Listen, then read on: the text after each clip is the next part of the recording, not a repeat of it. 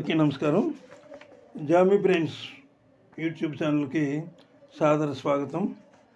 మనకు అలనాట ఆణిముత్యాల కార్యక్రమంలో ఈరోజు దొరికిన ఆణిముత్యం విక్టరీ మధుసూదన్ రావు గారి దర్శకత్వంలో నట సామ్రాట్ అక్కినేని నాగేశ్వరరావు నటించిన ఆత్మీయులు సినిమా.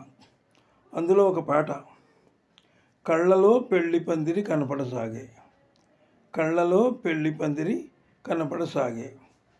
ఈ పాట, దీనికోసం సంగీతం సాహిత్య విశ్లేషణ చేయడానికి ప్రయత్నం చేస్తాను. ఏమైనా సూచనలు ఉంటే చెప్పండి.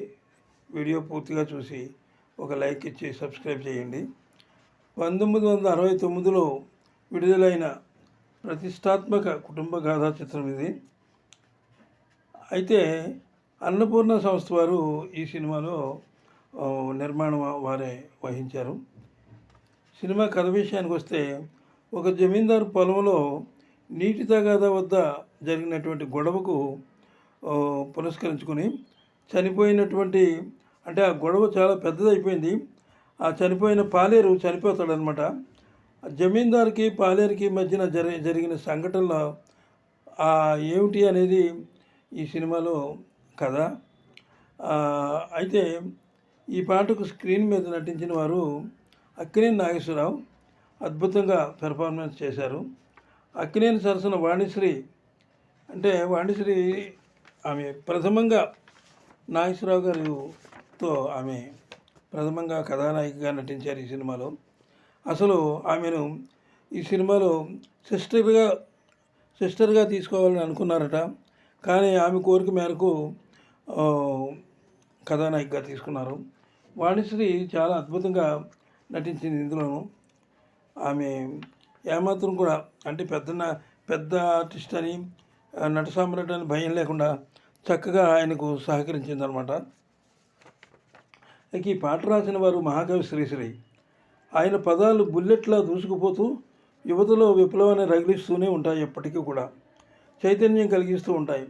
అంత పదునైన పాటలు రాసిన శ్రీశ్రీ కలం నుంచి మనోహరమైన ప్రేమగీతం ఎలా వెలువడింది అని ఆనాడు అందరూ ఆశ్చర్యపోయారట.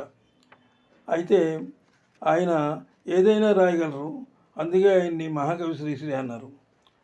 ఈ పాటను పాడిన వారు అమర గాయకులు ఘంటసాల మాస్టారు, గానకోకిల సుశీలమ్మ కలిసి అద్భుతంగా ఈ యుగళ గీతాన్ని ఆలపించారు.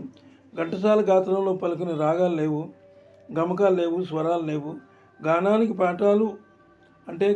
పాఠాలే నేర్పినటువంటి గాన బ్రహ్మ ఆయన.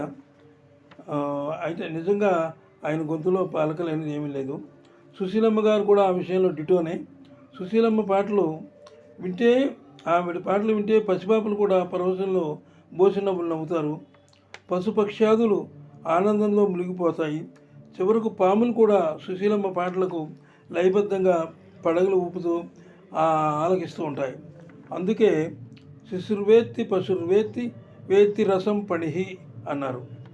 అంచేత ఇక సంగీతం విషయానికి వస్తే, ఎస్ రాజేశ్వరరావు గారు ఈ పాటకు బాణీలు సమకూర్చారు. ఈ అద్భుతమైనటువంటి సినిమాకు ఆయన సంగీతం ఒక హైలైట్గా నిలిచిందని ఆ రోజుల్లో చెప్పుకునేవారు. ఆయన ఈ పాటకు ఎన్నుకున్న రాగం కళ్యాణి రాగం. కళ్యాణి రాగంలో ఆయన ఈ పాటను చాలా అద్భుతంగా చేశారు. అయితే సంగీతానికి అసలు నిజంగా సంగీత సామ్రాట్ అని ఆయన ఎందుకు అన్నారు అంటే, ఆయనకి తెలియని రాగం లేదు, ఆయన వాళ్ళని ఇన్స్ట్రుమెంట్ లేదనమాట. అందువల్ల ఆయన అలా అన్నారు. ఈ వీడియో మీకు నచ్చినట్లయితే సబ్స్క్రైబ్ చేయండి, మాకు కోఆపరేట్ చేయండి.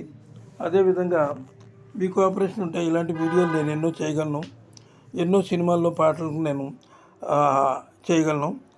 నమస్తే, సెలవు.